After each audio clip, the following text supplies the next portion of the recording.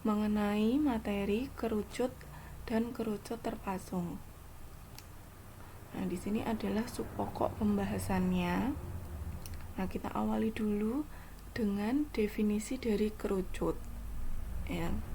Jadi, kerucut itu adalah tempat kedudukan garis-garis yang mana merupakan garis pelukis. Jadi ini garis-garis ini yang melalui sebuah titik tetap di sini. Jadi semua garis itu melalui titik tetap P ini yang mana merupakan titik puncak dan memotong sebuah lingkaran dengan pusat N dan jari-jari sebesar R. Ya, jadi garis-garis ini memotong membentuk menjadi sebuah lingkaran dengan pusat N, jari-jari R. Nah, yang letaknya sedemikian hingga PN, ya PN ini itu tegak lurus dengan bidang lingkaran NR. Ya, jadi garis sumbunya ini tegak lurus dengan bidang lingkaran NR. Nah, kemudian kerucut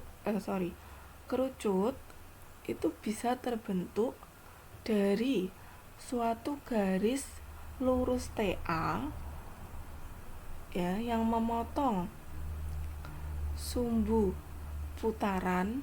Ini sebagai sumbu putaran. TA itu memotong sumbu putaran di titik T. Nah, maka apabila ini diputar terhadap TA ini diputar terhadap sumbu G, garis G ini, nah maka akan membentuk sebuah bidang kerucut putar. Ya, jadi ini kalau diputar dia akan membentuk suatu bidang kerucut putaran. Nah, lingkaran M ini disebut sebagai lingkaran alas, yang mana bidangnya itu disebut sebagai bidang alas. Kemudian panjang dari TM itu merupakan jarak ya antara titik T ke bidang alas. Jadi TM ini adalah jarak titik T ke bidang alasnya ini, yang mana disebut sebagai tinggi dari kerucut. Nah, sedangkan TA-nya ini disebut sebagai apotema atau biasanya kita akrab menyebut sebagai garis pelukis. Nah, berdasarkan definisi dan proses terbentuknya dari kerucut ini, maka dapat kita ketahui bahwa kerucut itu memiliki suatu titik. Ya, rusuk memiliki suatu titik sudut? Bukan ya. Jadi rusuk itu tidak memiliki titik sudut, melainkan di sini kerucut itu memiliki suatu titik puncak. Nah, kemudian rusuk itu memiliki sebuah rusuk lengkung yang mana terletak di alasnya. Nah, jadi ini adalah rusuk lengkungnya. Kemudian kerucut itu memiliki dua sisi, ya, sisi alas yang berbentuk lingkaran ini dan juga sisi selimut, ya, selimut kerucut.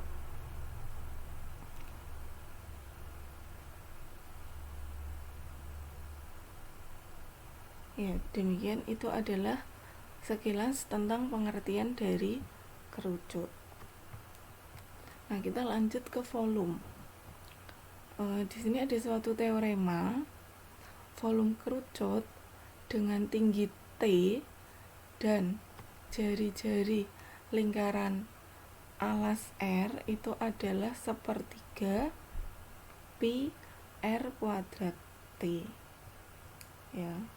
Nah, kita akan membuktikan di sini kita akan membuktikan volume dari kerucut dengan menggunakan pendekatan limas segi N.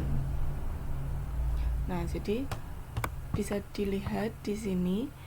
Misalkan di sini kita buat suatu limas segi N beraturan.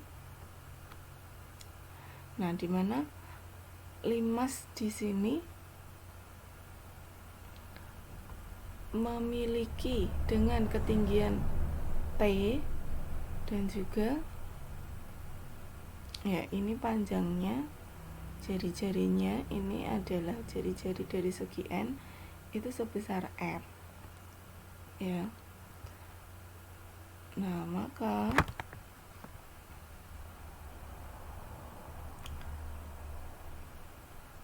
dengan demikian di sini bidang alasnya itu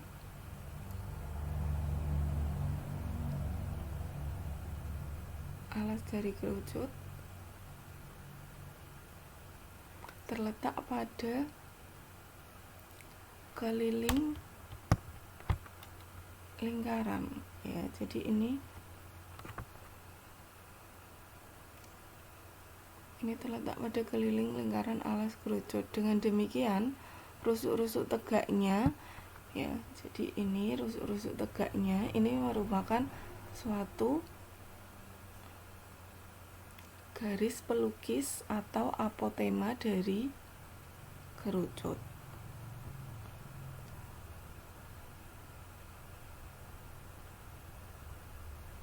Nah, di sini jika sisi bidang alas limas itu terus, jadi misalkan ini segi N-nya semakin diperbanyak, maka dia akan mendekati ya suatu lingkaran ya di sini.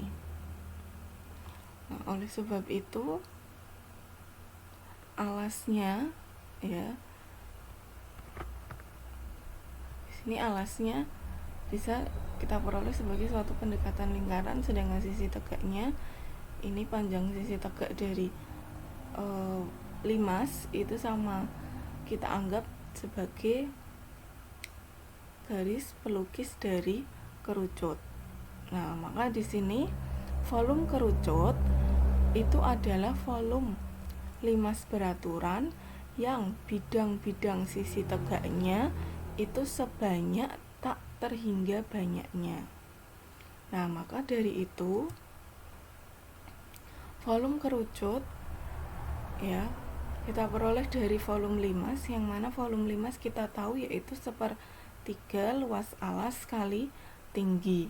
Nah, karena alas dari kerucut itu berbentuk lingkaran, maka bisa kita nyatakan sebagai luas lingkaran, yaitu pi R kuadrat. Nah, maka volume kerucut adalah sepertiga pi R kuadrat T. Nah, bisa juga kita membuktikan dengan menggunakan ini bidang putar ya. Nah, jadi misalkan di sini ada suatu garis ya, misalkan ini ada garis AB, garis yang melalui titik A dan titik B. Kemudian garis ini diputar dengan sumbu X ya. Nah, maka kita buat dulu persamaan dari garis ini karena melalui titik A dan titik B. Nah, kita tahu bahwa persamaan garis itu rumusnya adalah bisa dengan menggunakan rumus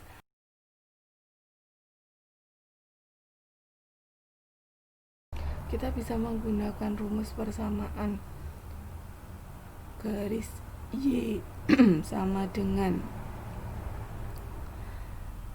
M gradien X ya, atau bisa juga dengan menggunakan rumus Y min Y1 sama dengan M X min X1, atau bisa juga mencari persamaan garis dengan menggunakan 2 titik karena di sini ada 2 titik. Nah, kita tahu di sini kemiringannya atau gradiennya yaitu sebesar R per T.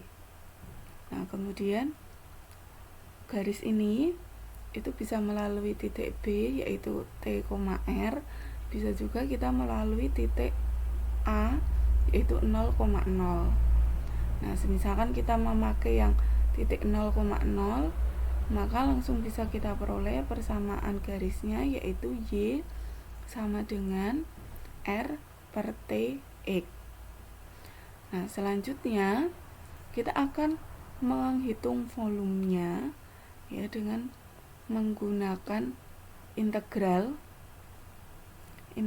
di mana dibatasi pada selang 0 sampai dengan T ini. Jadi dari 0 sampai dengan T, karena nanti kan ini diputar terhadap sumbu X ya. Nah, maka ini kalau diputar terhadap sumbu X akan terbentuk suatu kerucut. Nah, maka volumenya Pi batas bawah 0 ya, batas atas T, di sini Y kuadrat dx. Nah, kita tahu Y kuadratnya itu apa? Kita tahu Y-nya adalah R per Tx, maka Y kuadrat itu adalah R kuadrat per T kuadrat X kuadrat. Nah, maka kalau diintegralkan itu jadi yang diintegralkan adalah variabelnya terhadap X, maka diperoleh sepertiga R kuadrat T kuadrat X pangkat 3 ya. Di sini dikalikan pi, batas bawahnya 0, batas atasnya T. Nah, maka kalau kita substitusikan T-nya ke variabelnya X ini, maka di sini diperoleh sepertiga pi R pangkat 2T. Nah, kemudian untuk luas permukaan kerucut ya. Nah, luas permukaan kerucut dengan panjang apotemanya adalah A dan jari-jari lingkaran alasnya adalah R ya, maka luas permukaan selimutnya itu adalah pi AR ya. Nah, di sini semisalkan ada suatu kerucut ya, selimutnya itu kan berarti bagian yang atasnya ini.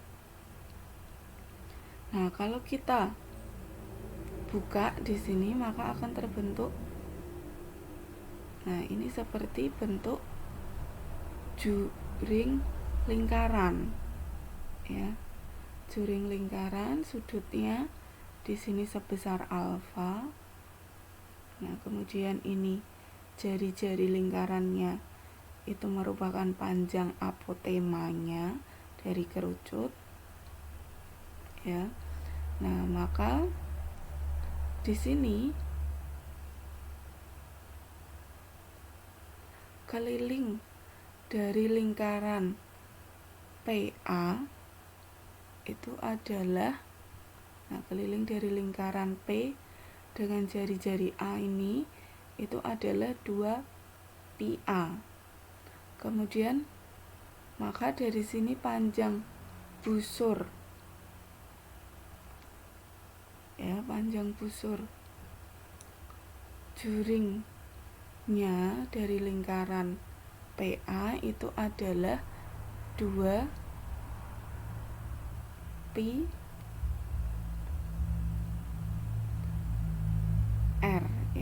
panjang busurnya adalah 2 PR. Nah, kenapa panjang busurnya bisa 2 PR? Karena panjang busurnya ini itu merupakan, dia adalah merupakan keliling dari lingkaran ini. Oke. Nah, ini adalah keliling dari alas kerucutnya dengan jari-jari R. Nah, sehingga kita bisa membuat suatu perbandingan jika kita menggunakan sudut alfa banding dengan sudut 360 derajat. Alfa itu berarti panjangnya adalah 2 PR. Nah, sedangkan 360 derajat itu adalah keseluruhan dari lingkaran ini, itu adalah 2 PA. Nah, maka di sini bisa diperoleh bahwa alfa sendiri merupakan R per A dikali 360 derajat. Nah, kita tahu luas dari lingkaran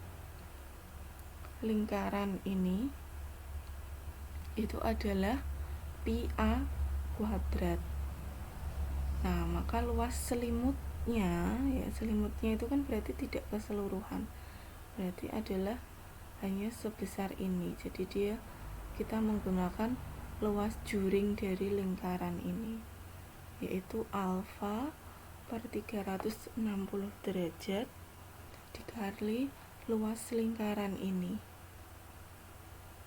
Nah, kita tahu alfanya tadi sudah kita dapatkan, yaitu sebesar R per A kali 360 derajat.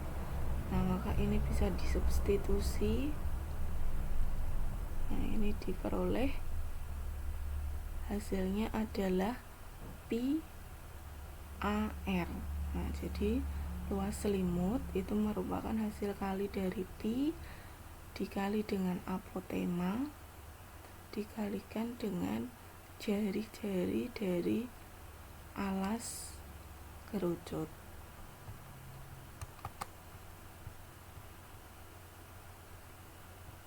Yaitu luas permukaan kerucut. Nah, di sini luas permukaan kerucut seluruhnya rumusnya adalah PR kuadrat ditambah PAR, atau dapat juga disederhanakan dengan PR dikali R plus A, dimana A, R itu adalah jari-jari lingkaran alas dan A adalah apotema.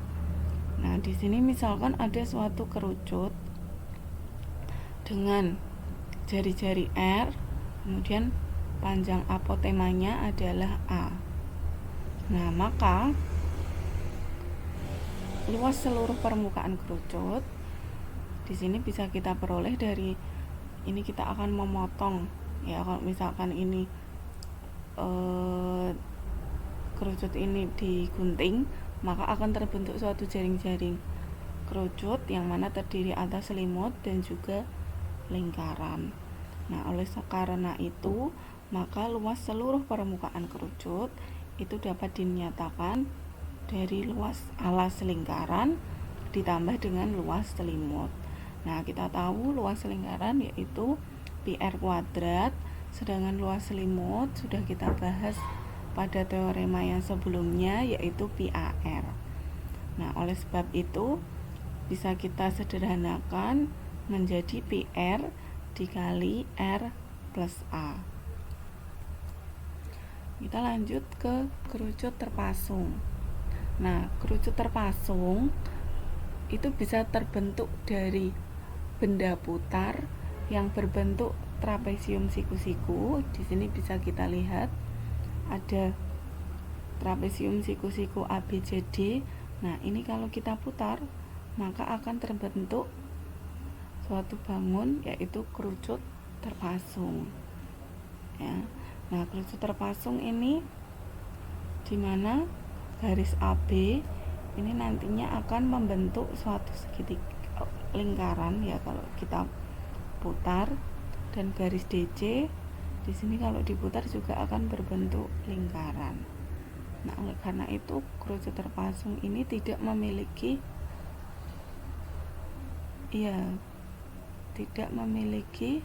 titik puncak ya. Nah, bisa juga kerucut terpasung itu terbentuk dari suatu kerucut yang utuh ya, kemudian dipotong oleh suatu bidang yang sejajar dengan bidang alasnya itu. Nah, maka bagian kerucut yang terletak antara bidang alas dan bidang pemotong ini itu yang disebut sebagai kerucut terpasung ya. Nah, dari sini berarti kita dapat mengetahui bahwa kerucut terpasung itu terdiri atas ya, ada 2 lingkaran di sini di bagian alas ya, alas bawah dan atas. Kemudian di sini terdapat juga selimut ya, dapat selimut. Nah, tapi di sini yang membedakan dengan kerucut biasa, kerucut terpasung ini tidak memiliki titik puncak ya.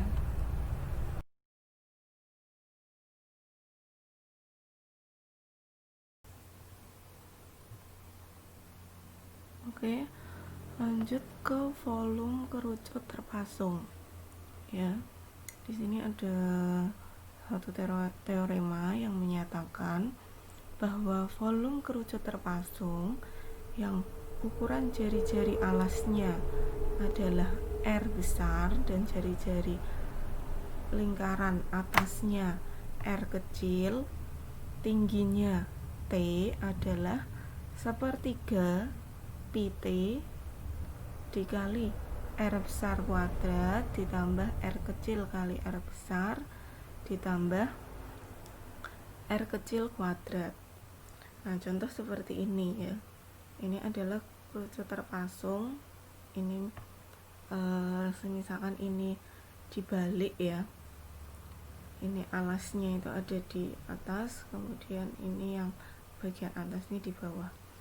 Nah, kerucut terpasung ini kalau kita tambahkan dengan suatu kerucut dengan tinggi T1, maka akan terbentuk di sini 2 kerucut ya, kerucut dengan tinggi T1 dan kerucut dengan tinggi T plus T1, karena terpasungnya di sini panjangnya hanya T saja. Tambahan kerucut yang kecil adalah T1. Nah, oleh sebab itu di sini maka kita akan mempunyai suatu segitiga ya, kalau kita pindahkan di bidang datar seperti ini. Nah, kalau kalian perhatikan ya, ini segitiga sama kaki yang mana kita bagi 2, maka di sini akan terbentuk 2 segitiga yang sebangun ya, yaitu segitiga TMC dan segitiga TNB. Nah, karena 2 segitiga ini sebangun, maka kalian bisa mempunyai suatu perbandingan, yaitu TM per TN sama dengan MC per NB ya. Maka kita tahu bahwa TM-nya itu adalah T1, TN-nya adalah T1 plus T, MC-nya R dan R kecil, NB-nya R besar. Nah, maka dari sini kita peroleh bahwa T1-nya adalah, kalau ini kalikan silang, bisa kita peroleh T1 adalah RT per R besar kurangi R. Nah, itu adalah kita punya persamaan yang pertama. Nah, kemudian kita akan membandingkan volume dari kerucut yang atas dan kerucut yang bawah ini. Nah, kita punya perbandingan bahwa volume, kita ingat rumusnya adalah sepertiga luas alas kali tinggi. Nah, untuk yang atas, alasnya segitiga dengan jari-jari R kecil, tingginya adalah T1. Maka volume kerucut bagian atas itu adalah sepertiga pi R kuadrat T1. Sedangkan yang bagian bawah, jari-jari R besar, tingginya itu adalah T plus T1. Ya. Maka volumenya sepertiga pi R kuadrat T1 plus T, ya, atau T plus T1 sama saja. Nah, dari sini maka kita peroleh bahwa volume dari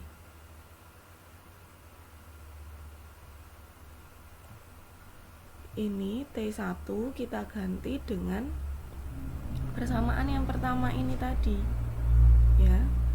Nah, maka di sini disubstitusikan.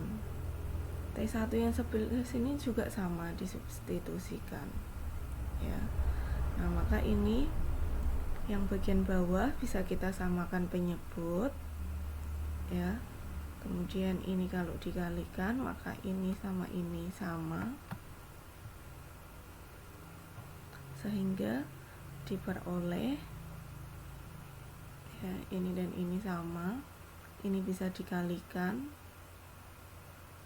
sehingga nantinya akan diperoleh yaitu R kecil pangkat 3T per R besar T.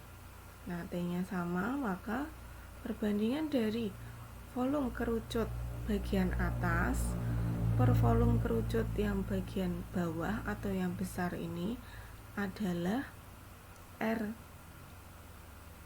kecil pangkat 3 per R besar pangkat 3. Nah, oleh sebab itu, kalau kita ingin mencari volume kerucut terpasung dibanding volume kerucut bagian atas, maka bisa kita peroleh, kita tahu kerucut terpasung itu kan hanya sebelah sini. Tadi volume kerucut yang kecil itu adalah R pangkat 3, sedangkan yang besar itu adalah R besar pangkat 3. Maka untuk volume kerucut yang sebelah sini perbandingannya cukup R pangkat 3 min R kecil pangkat 3. Nah, untuk yang bagian atas R kecil pangkat 3. Nah, maka dapat kita katakan untuk volume kerucut terpasung itu adalah ini R besar pangkat 3 min R kecil pangkat 3 per R kecil pangkat 3 dikalikan volume kerucut bagian atas, ya. Nah, kita tahu bahwa kerucut bagian atas itu volumenya adalah sepertiga pi R kuadrat, tingginya T1. Nah, maka di sini T1-nya bisa kita substitusikan dengan persamaan 1. Sedangkan ini bisa kita uraikan menjadi seperti ini. Ya, ini diganti substitusi, maka ini bisa dicoret sama R3 juga, sehingga diperoleh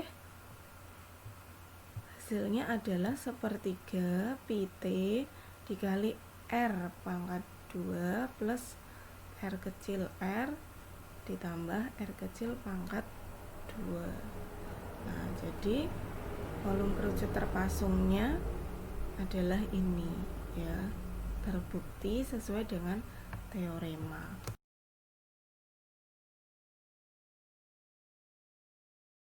Tentang luas permukaan kerucut terpasung, ya. Nah, di sini luas selimut kerucut terpasung dengan ukuran panjang jari-jari lingkaran atas itu adalah semisalkan R besar, jari-jari lingkaran bawahnya R kecil, apotemanya atau pelukisnya adalah S. Nah, maka luas selimut kerucutnya dapat dinyatakan dengan Pi R besar tambah R kecil kali S. Nah, kita lihat pembuktiannya. Jadi kita akan membuktikan selimutnya saja ya di bagian ini. Nah, ini untuk yang jari-jari bagian atas, ini jari-jari bagian bawah. Nah, misalkan ini kita balik ya, dibalik, kemudian ini pelukisnya begini adalah S. Nah, kalau misalkan kita tambahkan dengan sembarang kerucut kecil, di mana kerucut kecilnya itu punya panjang garis pelukis yaitu A1 dan tingginya T1 ya, kemudian di sini sama ya, jari-jarinya tetap R kecil. Nah, maka di sini kita misalkan panjang garis pelukis untuk kerucut yang besar ini adalah A2. Jadi A2 itu diperoleh dari A1 ditambah S. Nah, maka ini bisa kita nyatakan. Nah, berdasarkan teorema 4 tadi, kita punya persamaan yang pertama bahwa T1 itu adalah RT per R min R. Ya, jadi kita punya persamaan itu. Nah, kemudian luas yang diarsir ini kan sama artinya dengan berbentuk juring. Ya, ini adalah juring lingkaran, dimana ini juring yang besar dikurangi juring yang kecil ini. Nah, itu akan ketemu luas yang diarsir, yaitu selimutnya itu. Nah, kita tahu luas juring ya. Juring ini kan sama artinya dengan selimut dari kerucut. Ya, ini adalah selimut dari kerucut. Nah, kita ingat bahwa luas dari selimut kerucut itu rumusnya adalah Pi kali R kali S. Ya.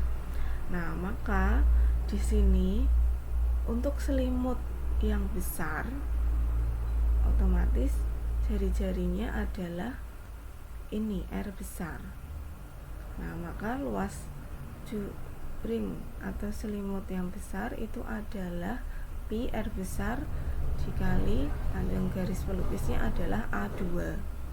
Sedangkan untuk luas juring yang kecil ya, Pi jari-jarinya R kecil dikali panjang garis pelukisnya A1. Nah, maka di sini diperoleh seperti ini. Nah, kemudian bagaimana cara mencari A2?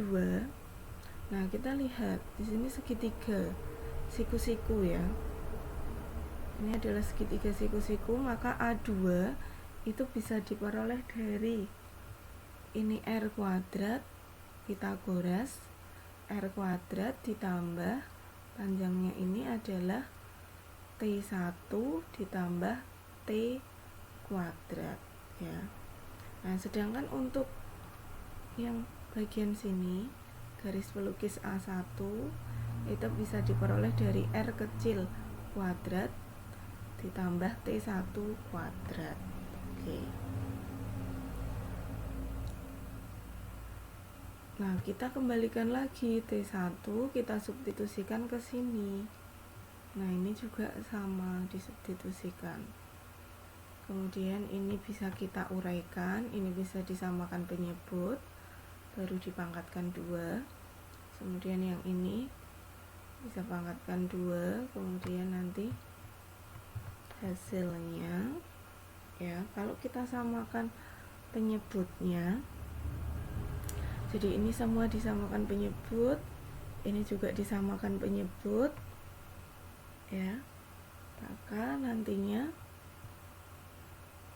ini pangkat 2 akar bisa dikeluarkan jadi pangkat 1, ini pun juga demikian, pangkat 2 bisa dikeluarkan jadi pangkat 1. Nah, yang di dalam akar ini bisa dihitung ya, ini juga bisa dihitung sama. Nah, karena ini sama, maka bisa kita buat sifat yaitu distributif ya, ini penyebutnya juga sama. Nah, maka ini bisa dibuat sifat distributif. Hasilnya maka ini.